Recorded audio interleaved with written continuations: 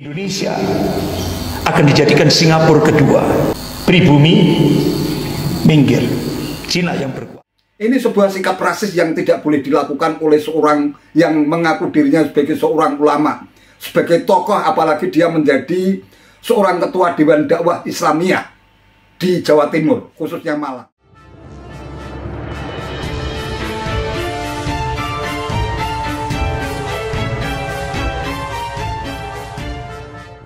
Assalamualaikum warahmatullahi wabarakatuh. Salam sejahtera untuk kita semua, salam budaya.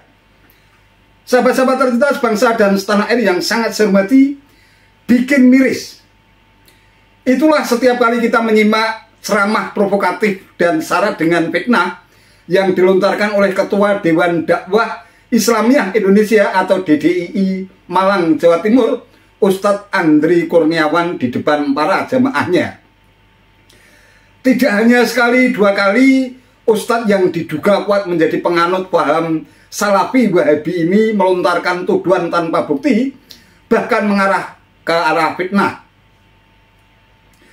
Dalam sebuah ceramahnya, ia menyebut bahwa Indonesia bakal dijadikan sebagai Singapura kedua, pribumi minggir dan Cina yang bakal berkuasa. Menurut hasil telisikannya, Ustadz Andri ini mengatakan bahwa pekerjaan tersebut dilakukan oleh Ring of Corporation yang sengaja dipasang di Indonesia. Yang bikin kita makin miris, konon digelontorkan anggaran senilai 20 triliun rupiah untuk mengadu domba umat Islam. Wow. Analisis Indonesia akan dijadikan Singapura kedua, pribumi minggir, Cina yang berkuasa. Nah kalau kita Pak, kalau Profesor Nazarudin Samsudin itu contohnya kan Singapura. Ternyata setelah saya telisik Pak, ini pekerjaannya Ring Corporation yang dipasang di Indonesia Prof. Selbina. Sehingga akhirnya yang kita ini berhasil Pak. Salafi diadu domba dengan Muhammadiyah, Salafi dengan NU, Salafi dengan Muhammadiyah. Habis itu habaib dengan kiai, kiai dengan kiai, semua diadu domba. Berapa biayanya? 20 triliun. Adu domba. Mereka tidak paham apa targetnya. Setelah umat Islam lemah, inilah strategi imperialisme Cina. Strategi imperialisme Cina. Kenapa? Indonesia ini pilarnya cuma dua, TNI dan umat Islam. TNI dan umat Islam pilarnya. Nah TNI, bapak-bapak, ibu-ibu, beberapa waktu yang lalu saya diundang ke Jakarta. Ketika saya masuk ruangan itu, ada Jenderal Purnawirawan Tyas Sudarto, mantan Kasat. Sebelahnya ada Jenderal Purnawirawan Sunarko, mantan Danjen Kopassus. Sebelahnya lagi Jenderal Purnawirawan Soeharto, mantan Komandan Marinir, dan beberapa jenderal lagi saya nggak tahu namanya. Sebelah kanan saya Pak Kolonel Purnawirawan Sugeng Waras yang sering masuk medsos itu. 4 minggu yang lalu saya dipanggil mantan Panglima TNI, yaitu Bapak Jenderal Purnawirawan Gatot Nurmantio, di sebuah hotel bintang 5 di Surabaya. Begitu saya masuk di ruangan itu, saya dirangkul Pak Gatot. Ustadz, saya sering lihat Ustadz di YouTube gitu. Ini berarti Pak Gatot sering lihat ceramah-ceramah saya, termasuk yang dari Masjid Muhammad Sofri itu dilihat juga sama Pak Gatot.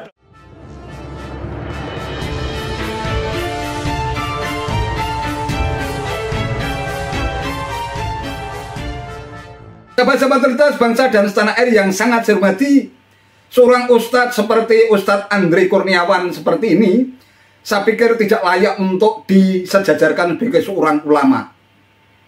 Ia lebih layak disebut sebagai seorang penganut Wahabi Salafi atau Salafi Wahabi yang tujuan utamanya adalah untuk membuat gaduh negeri ini, sengaja membentur-benturkan umat Islam dengan harapan paham Salafi Wahabi ini bisa lebih membumi di tanah Nusantara.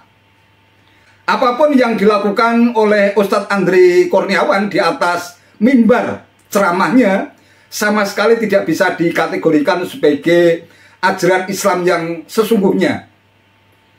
Kalau dalam ajaran Islam yang sesungguhnya sesuai dengan tuntunan Rasulullah bahwa kita harus selalu beramal makruf dan bernahi mungkar dengan cara yang baik, harus berkiblat kepada ajaran-ajaran Rasulullah untuk memperbaiki akhlak dan budi pekerti umat manusia. Nah, yang dilakukan oleh Ustadz Andri Kurniawan ini alih-alih berusaha untuk beramal ma'ruf nahi munkar, atau berusaha untuk memperbaiki akhlak dan budi pekerti, dia justru melakukan aksi provokatif di atas mimbar ceramah yang seharusnya untuk berfastabiqul khairat, untuk berlomba-lomba berbuat kebajikan. Justru ceramah-ceramahnya syarat dengan fitnah, melakukan agitasi dan provokasi, dan di dalamnya jelas sangat syarat dengan kepentingan politik. Dalam situasi seperti ini tentu saja kita harus bisa memfilter mana ustadz yang layak dijadikan sebagai panutan, yang bisa dijadikan sebagai teladan, dan mana ustadz yang setiap saat dalam ceramahnya selalu gembar-gembor main fitnah seperti Ustadz Andri Kurniawan ini. Beberapa waktu yang silam dia juga pernah melakukan atau melontarkan fitnah bahwa pemerintah telah menggelontorkan anggaran melalui oligarki senilai 300 triliun rupiah dengan tujuan untuk menghabisi Anies Baswedan sehingga tidak bisa berlayar atau bisa mengikuti kontestasi Pilpres 2024. Namun toh apa yang dilontarkan oleh Ustadz Andri Kurniawan ini sama sekali tidak terbukti. Selalu saja melontarkan tuduhan tanpa bukti, fitnah demi fitnah. Lalu dia lari ke tempat ceramah yang lain, melontarkan tuduhan tanpa bukti yang sama, menyebarkan fitnah, melakukan agitasi dan provokasi, menyebarkan fitnah lagi, lalu lari lagi ke tempat mimbar yang lain, begitu seterusnya. Kita jadi bertanya-tanya, sampai kapan Ustadz Andri Kurniawan ini berhenti untuk jualan fitnah, kemudian juga bersikap rasis terhadap Cina? Kalau toh ada negara Cina yang melakukan kerjasama dengan bangsa Indonesia, apa salahnya? Kita tidak perlu bersikap rasis karena tidak pernah ada satu orang pun, satu manusia pun yang minta untuk dilahirkan menjadi bangsa apa, menjadi suku apa. Menjadi suku Cina, menjadi suku Jawa, menjadi suku Batak, menjadi suku Dayak, dan seterusnya.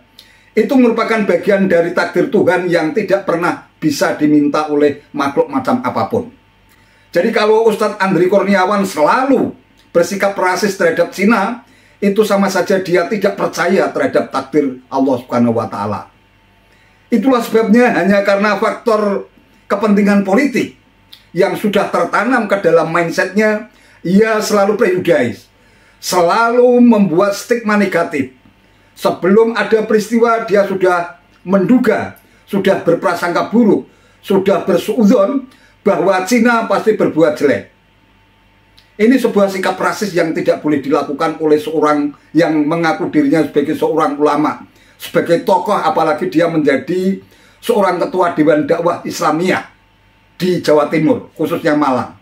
Kalau justru dia bersikap sebaliknya, bukan ingin memperbaiki akhlak dan budi pekerti, bukan mengajak untuk berfastabiqul khairat, bukan untuk beramar ma'ruf nahi munkar, justru setiap kali ceramahnya membuat gaduh, membuat suasana menjadi memanas, bahkan sesama umat Islam saling curiga. Bagaimana dia bisa membangun persaudaraan sesama muslim, ukhuwah Islamiyah. Kemudian ada juga ukhuwah watoniyah dan ukhuwah basariyah. Ini sebuah konsep ajaran Islam yang seharusnya dibumikan di negeri yang damai, seperti di negara kita.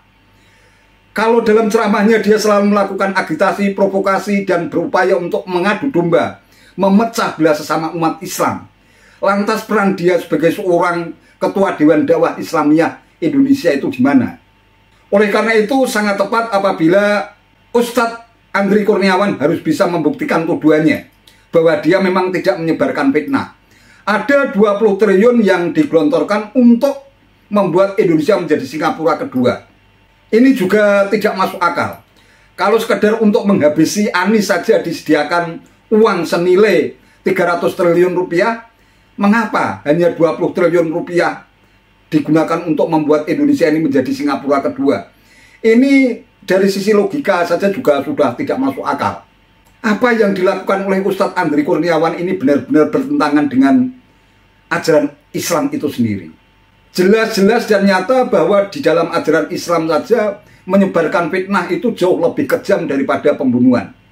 Mengapa? Hanya karena kepentingan politik, sahabat kekuasaan yang kepingin agar jagoannya menang di Pilpres 2024, ya lantas mengumbar fitnah seenaknya sendiri, tanpa peduli apakah apa yang ia sampaikan itu sesuai dengan ajaran agama yang dia anut atau bukan. Inilah salah satu contoh bagaimana seorang penganut Salafi Wahabi ini melontarkan tuduhan tanpa bukti, melontarkan fitnah berbau rasis, beraroma sara yang bisa membuat suasana ukhuwah Islamiyah, ukhuwah Watoniyah, dan ukhuwah Basariyah di negeri ini justru tercabik-cabik akibat munculnya ustadz-ustadz Salafi Wahabi semacam Andri Kurniawan ini. Oleh karena itu saya sangat sepakat apabila Kementerian Agama bekerja sama dengan Majelis Ulama Indonesia segera menerbitkan sertifikat bagi penceramah. Mereka yang menentang Pancasila, Undang-Undang Dasar 1945, Bhinneka Tunggal Ika, dan selalu menghujat negara kesatuan Republik Indonesia sebagai negeri togut, sudah saatnya tidak diberi panggung ceramah untuk melontarkan segala macam tuduhan tanpa bukti dan fitnah.